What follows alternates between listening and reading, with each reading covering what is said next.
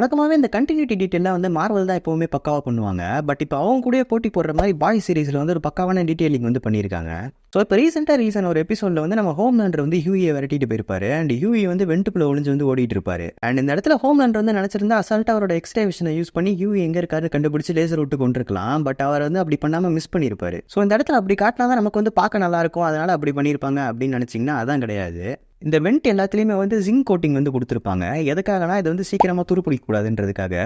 இப்போ அதுக்கும் இதுக்கும் என்ன சம்மந்தம் அப்படின்னு கேட்டிங்கன்னா, இந்த சீரிஸோட ஃபர்ஸ்ட் எபிசோட்லேயும் ஒரு விஷயத்தை வந்து சொல்லியிருப்பாங்க. அது என்னன்னா, ஹோம்லேண்டரால் அவரோட எக்ஸ்ரே விஷனை வந்து ஜிங்க் மேலே வந்து யூஸ் பண்ண முடியாதுன்னு சொல்லி. Hey Deep, what can't I see through? Zinc, Homelander. Correct. So அதனால தான் இந்த இடத்துல வந்து அவர் யூகி அடிக்கிறதுக்கு வந்து ரொம்ப கஷ்டப்பட்டிருப்பாரு. பட் இருந்தாலுமே அவர்கிட்ட வந்து இந்த இடத்துல சூப்பர் ஹியரிங் வந்து இருக்குமே, அதை யூஸ் பண்ணி கரெக்டாக கண்டுபிடிச்சிருக்கலாமே அப்படின்னு கேட்டிங்கன்னா, அதையுமே அவர் ஏன் பண்ணலன்னு சொல்லி அந்த சீன்லேயே வந்து காட்டியிருப்பாங்க. அது வந்து நான் சொல்லலை, நீங்கள் வந்து கமெண்ட்ஸில் சொல்லுங்கள். கரெக்டாக சொன்னீங்கன்னா அந்த கமெண்ட் வந்து பின் பண்ணி வைக்கிறேன்.